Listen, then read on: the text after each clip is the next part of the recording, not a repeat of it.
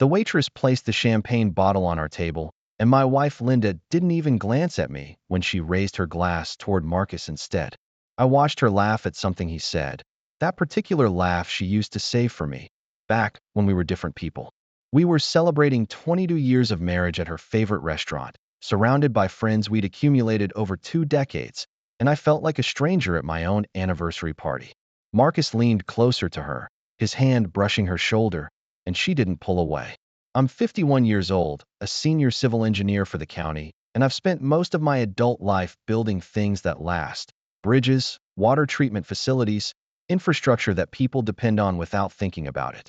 I've always believed in foundations, in doing things right the first time, in quiet competence over flash. Linda used to say that's what she loved about me. Tonight, across the table, she looked at me with something close to contempt. "Daniel's so predictable," she announced to the table, her voice carrying that edge I'd been hearing more often lately. 22 years, and I could set my watch by him. Same routine, same jokes, same everything. The table laughed nervously. Marcus grinned. I took a sip of water and said nothing, just noted the way her fingers lingered near his on the tablecloth. Something shifted in my chest. Not anger exactly. More like the feeling you get when you finally see the crack in a structure you've been monitoring for years. I drove home alone that night because Linda said she wanted to catch up with friends and would get a ride later. Marcus offered immediately.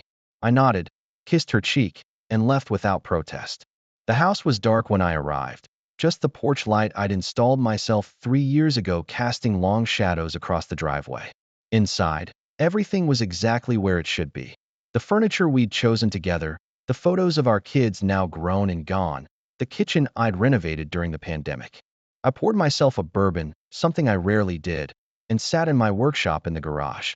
This was my space, lined with tools organized by type and size, project plans pinned to corkboards, half-finished furniture pieces waiting for attention I hadn't given them. I'd been spending more time out here over the past year, Linda said, because I was avoiding her. Maybe she was right.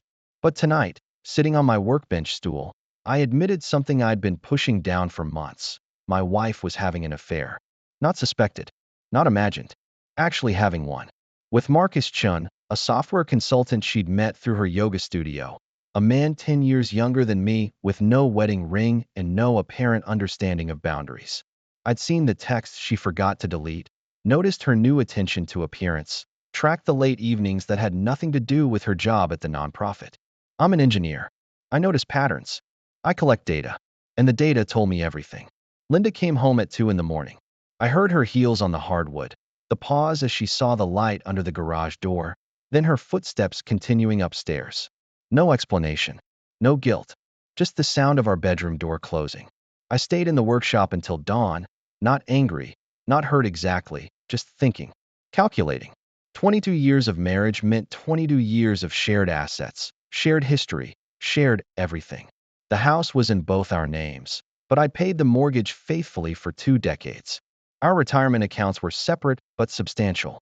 Our kids, David and Sarah, both in their 20s now, would be devastated.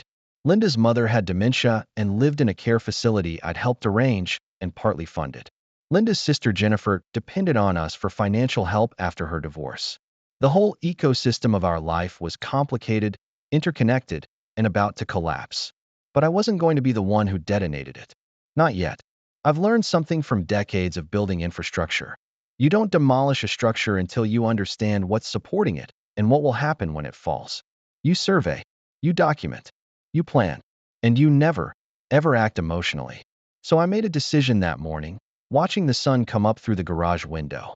I would become exactly what Linda had called me at dinner: predictable, boring, utterly consistent. I would be the husband I'd always been while I quietly prepared for what came next. The next weeks followed a pattern I designed deliberately. I woke at 5:30, made coffee, went to work at the county engineering office, came home at 6, had dinner with Linda when she was there, worked in my garage when she wasn't. I asked about her day. I smiled at appropriate moments. I maintained every routine she'd mocked. And I documented everything. My friend Derek, an attorney I'd known since college, met me for lunch every Thursday. "You're sure?" he asked the first time I laid it out for him. "Completely sure? Because once you start down this road, Daniel, there's no going back." I showed him the evidence I'd been gathering. Credit card statements showing hotel charges, phone records with hours of calls to Marcus's number, photographs I'd taken of them at coffee shops and parks. Nothing illegal, nothing invasive, just public behavior they'd been careless about. Derek leaned back in his chair, studied me over his reading glasses. You're not emotional about this at all, are you? I'm furious, I said quietly. I've given her 2 decades of loyalty, worked myself sick to provide stability, been faithful when I had opportunities not to be. But fury doesn't build a case. Fury loses you leverage. Derek nodded slowly. All right, let me tell you what we're looking at. Over the next hour, he outlined the reality of divorce in our state, asset division, spousal support considerations, and timeline expectations.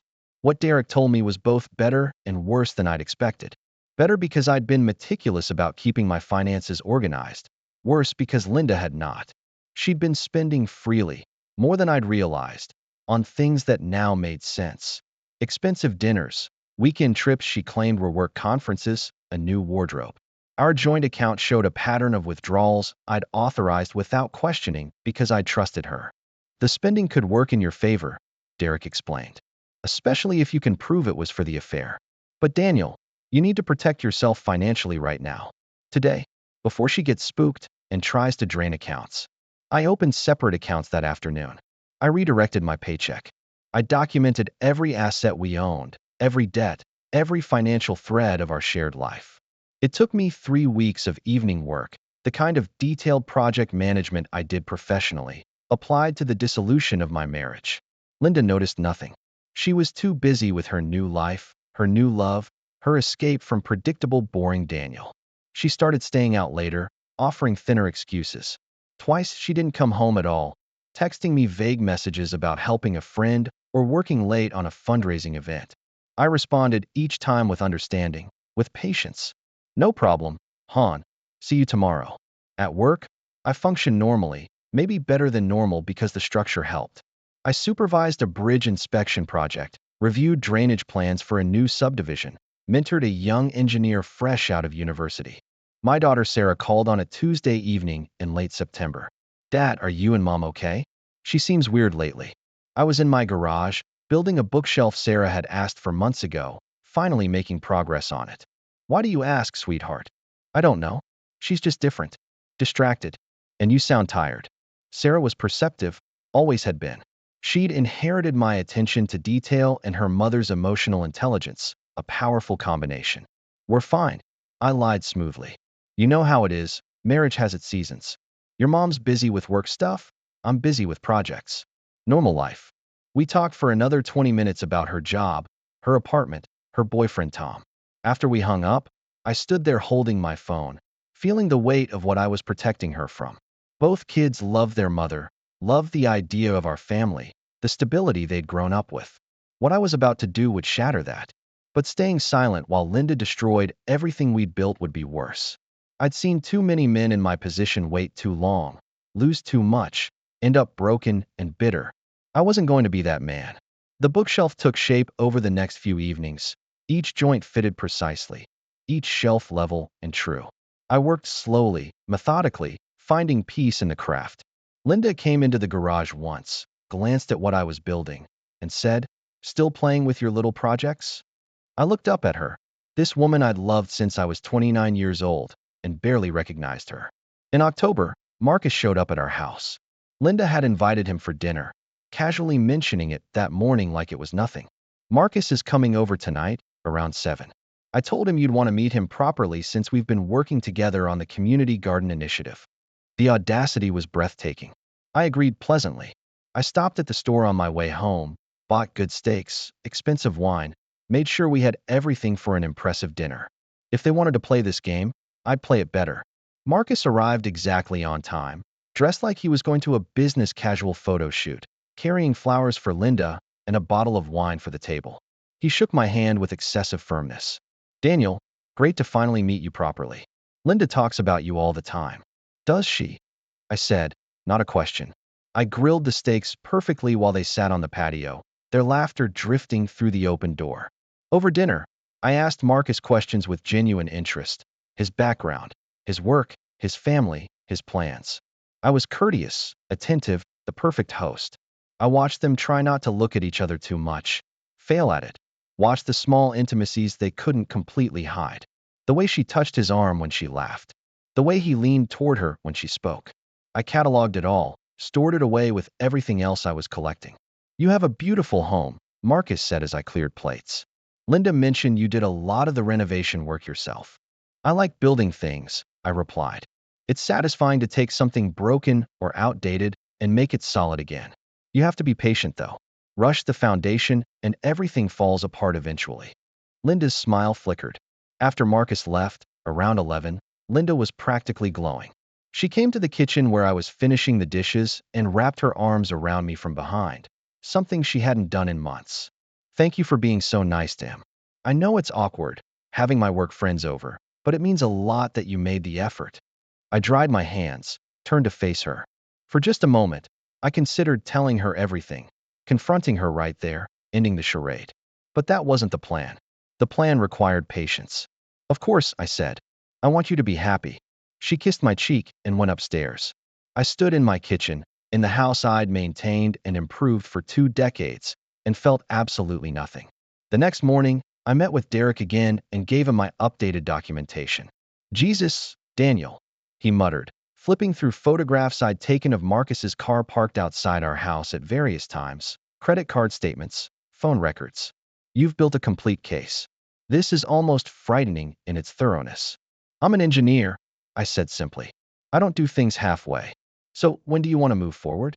I thought about it, calculating timelines and variables. Not yet.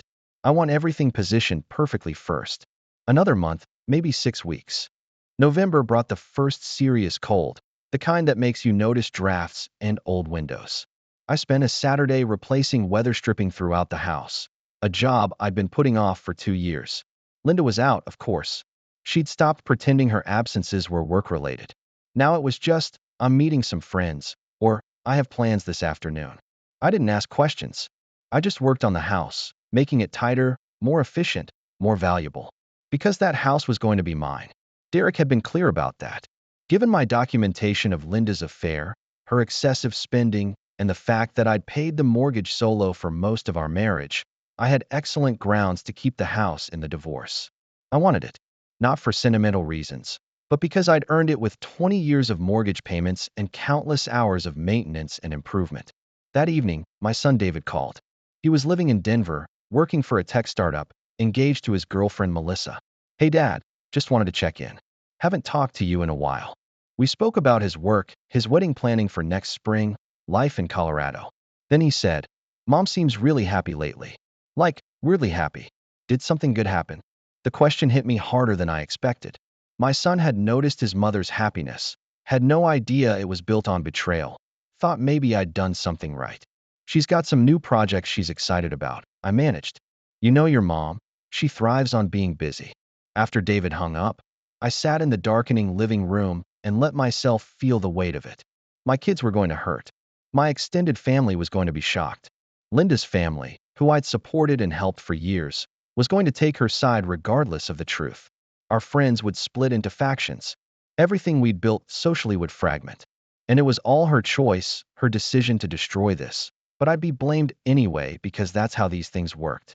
The predictable, boring husband couldn't keep his wife satisfied. The quiet, steady man must have failed somehow. No one would see the years of loyalty, the sacrifices, the faithfulness. They'd see a marriage that ended and assume I was half the problem. I'd accepted that. What I couldn't accept was letting it happen on her terms, at her timing, with her narrative.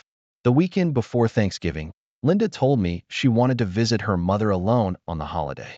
I think she needs some daughter time, and honestly, Daniel, I could use a break. You understand, right? You could go see your brother in North Carolina. Make it a guy's thing.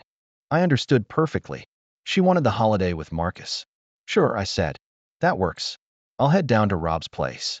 I didn't go to North Carolina. I stayed home, had a quiet Thanksgiving dinner I'd prepared for myself, and spent the long weekend organizing the final pieces of my plan. I photographed every room in our house, documented the condition of everything, created a complete inventory of our possessions. I reviewed my retirement accounts, my pension information, my social security projections. I gathered every financial document from the past 22 years, tax returns, investment statements, property records, insurance policies. I created a timeline of Linda's affair with dates, locations, expenditures.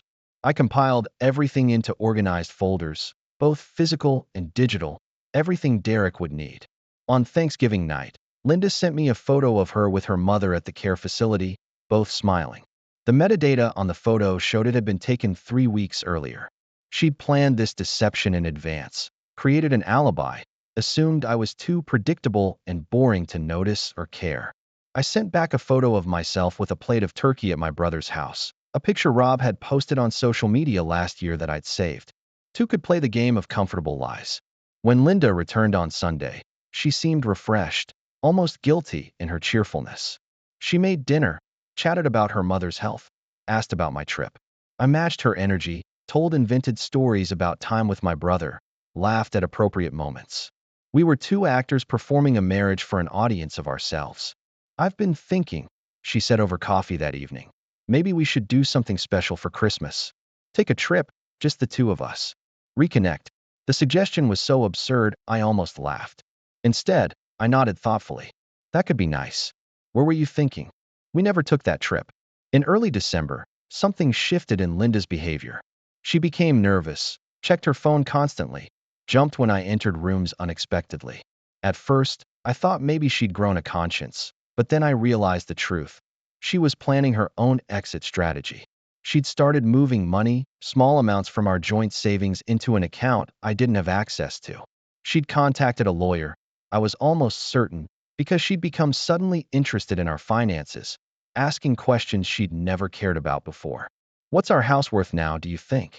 With all the improvements you've made? I'm not sure, I lied. Probably more than we paid, given the market. She was trying to figure out what she'd get in a divorce, trying to plan her future with Marcus without looking like the villain.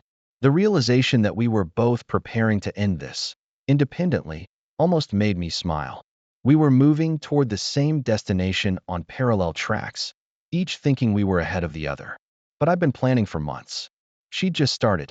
On December 10th, Derek called me at work. Daniel, we need to meet. Today if possible. Something's come up. We met at his office downtown, in the conference room with the view of the city I'd helped build infrastructure for. Derek slid a document across the table. Linda's attorney contacted me this morning. She's filing for divorce. I looked at the preliminary paperwork, the petition for dissolution of marriage, the claims Linda was making. According to her filing, I was emotionally distant, had refused counseling, had made her feel neglected and undervalued for years. She wanted the house, half my retirement, spousal support. There was no mention of Marcus, no admission of an affair. She was painting herself as the victim of a cold, workaholic husband who'd forgotten how to love her. This is actually good, Derek said quietly. She filed first, which means she thinks she has the advantage. She doesn't know what you have, and her claims are going to look ridiculous when we present your evidence. When do we respond? We have 30 days, but I'd recommend we move faster. File a counterpetition within 2 weeks. Hit her with everything at once. The affair, the spending, the whole picture. Don't give her time to prepare. I sat back, feeling the weight of the moment. This was it. The structure was coming down. Do it, I said. File everything. I'm done being predictable. Derek worked fast. Within 10 days, Linda was served with my counterpetition at her office, in front of her colleagues, with photographs of her and Marcus attached as evidence, along with financial records showing her excessive spending and depletion of our joint accounts for her affair. I wasn't there, but Derek told me her attorney called him within an hour, furious, threatening, desperate to negotiate. She wants to talk, Derek reported. She's panicking. The evidence is much worse than she expected. No, I said. No negotiations. We proceed exactly as planned. Linda came home that evening like a storm breaking. She slammed through the front door, threw her purse on the counter, and found me in the garage where I'd been working on Sarah's bookshelf, now nearly complete. How could you, she screamed. You humiliated me at work. You hired a detective? You've been spying on me. I set down my sanding block, brushed off my hands, and looked at her calmly. I didn't hire anyone. I'm just observant. You weren't particularly careful, Linda. You brought him to our house. You used our credit cards for your hotel rooms. You stopped even trying to hide it. You're pathetic, she spat, following me around, taking pictures like some obsessed stalker. This is exactly why I needed Marcus. You're cold, Daniel. You're empty. You feel nothing. I nodded slowly. You're right. I don't feel much right now. But I felt plenty when I watched you laugh at me at our anniversary dinner. I felt plenty when you started lying about where you were spending your nights. I felt plenty when you invited your lover to my home and made me cook him dinner. I just didn't show it. That's not the same as feeling nothing. She stared at me, maybe seeing me clearly for the first time in years. I want a divorce, she said finally. I know. You filed 10 days ago. Did you forget? Her face went white. What are you talking about? You had your attorney serve me papers on December 10th. I counterfiled on the 16th. You were served today? This is your divorce, Linda. You started it. I'm just finishing it properly. The next weeks were brutal in their efficiency. Linda moved out on December 20th, taking her clothes and personal items to Marcus's apartment across town. She tried to take furniture, items we'd bought together, but Derek had already filed an injunction preventing the removal of shared assets pending mediation. Our kids found out when Linda called them, crying, painting me as vindictive and cruel. I called them separately, told them the truth as gently as I could, sent them the evidence when they asked for it. David was silent for a long time after I explained. Then he said, Dad, I'm sorry. I had no idea. Sarah cried, then got angry. How long have you known? Why didn't you tell us sooner? Because it wasn't your burden to carry, I said. And I wanted to be absolutely certain before I destroyed your image of your mother. I'm still sorry you had to find out at all. Christmas was quiet, just me in the house I'd maintained for 2 decades, finally able to spread out my projects and plans without hiding them. I finished Sarah's bookshelf on Christmas Eve, a beautiful piece of furniture with hidden compartments and adjustable shelves, the kind of thing that takes time and skill to make properly. I sent her photos. She called immediately. Dad, it's gorgeous. I can't believe you made this while everything was falling apart. It helped, I admitted. Building something while other things were breaking. It reminded me that I'm good at making things that last. The divorce mediation began in early January. Linda's attorney came in aggressive, demanding the house, retirement division, 5 years of spousal support. Derek calmly presented our evidence. The affair, the spending, the timeline showing Linda's deliberate depletion of joint assets for her personal benefit. He showed phone records proving Linda had initiated contact with a divorce attorney before serving me, contradicting her claim that my emotional distance had forced her hand. He showed hotel receipts, restaurant charges, gifts she'd bought for Marcus on our credit cards. The mediator, a retired family court judge named Patricia Home, reviewed everything with an expression that grew increasingly stern. Mrs. Reeves, she said finally, your petition claims your husband was emotionally neglectful and refused counseling. But I see no evidence you ever requested counseling. I see substantial evidence of an extramarital affair and financial misconduct. Do you want to revise your claims? Linda's attorney whispered urgently to her. Linda's face was red, her eyes filled with tears that didn't move me at all. I was unhappy, she said weakly. That doesn't entitle you to marital assets, Judge Home replied. Particularly assets you depleted for an affair. The mediation lasted 4 hours. By the end, the terms were clear. I would keep the house, my retirement accounts would remain untouched, we'd split only the assets acquired jointly during the marriage, and Linda would receive no spousal support given her affair and financial misconduct. She'd get her own retirement account, her car, and half the remaining balance in our joint savings. Linda signed the agreement in tears. I signed it calmly, my hand steady, my signature the same one I'd used on our marriage license 22 years ago. As we left the mediator's office, Linda stopped me in the parking lot. I hope you're happy, Daniel. You got everything you wanted. I looked at her, this stranger wearing my wife's face. I wanted a faithful partner and a stable marriage. I wanted the woman I married to still exist. I didn't get any of that. What I got was a fair division of assets after you decided to destroy what we built. That's not happiness, Linda. That's just justice. Marcus and I are getting married, she said, like it would hurt me. Congratulations. I hope you're better at being faithful to him than you were to me. I drove home alone, to my house that was legally mine now, and felt something loosen in my chest. Not happiness, not yet, but relief. The structure had come down cleanly. The demolition was complete. Now I could start building something new. My daughter Sarah came to visit in February, bringing her boyfriend Tom to meet me properly. She walked through the house, noticing changes I'd made. Fresh paint, updated fixtures, the reorganized spaces now that Linda's things were gone. It looks good, Dad. Different, but good. We had dinner together, the three of us, and talked about normal things: Sarah's work as a physical therapist, Tom's job teaching high school history, their plans to move in together. Mom called me, Sarah said carefully over dessert. She wanted me to tell you she's sorry. She knows she handled things badly. I nodded, not particularly interested. Your mother made her choices. I made mine. We're both living with the results. Are you okay though? Really? Sarah reached across the table, took my hand. I know this year has been terrible. It's been clarifying, I said honestly. I spent 22 years building a marriage with someone who didn't value what I was building. Now I'm free to build things that matter, with people who appreciate the work. Tom spoke up, his voice respectful but curious.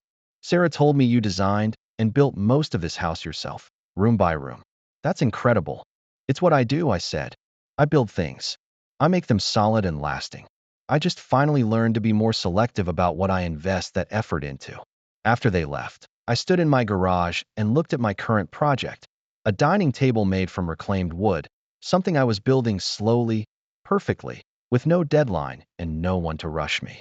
The wood was scarred and weathered, but I was turning it into something beautiful. It felt like a metaphor I didn't need to explain to anyone. In March, Derek called to tell me the divorce was final. All documents signed, all assets divided, all legal ties severed. How do you feel? He asked. Like an engineer who successfully demolished a failing structure and cleared the ground for something better, I replied. He laughed. That's the most Daniel answer I've ever heard. Seriously though, you did this the right way. You protected yourself, you maintained your dignity, and you came out on solid ground. That evening, I took myself out to dinner at the same restaurant where Linda had mocked me at our anniversary party 11 months ago.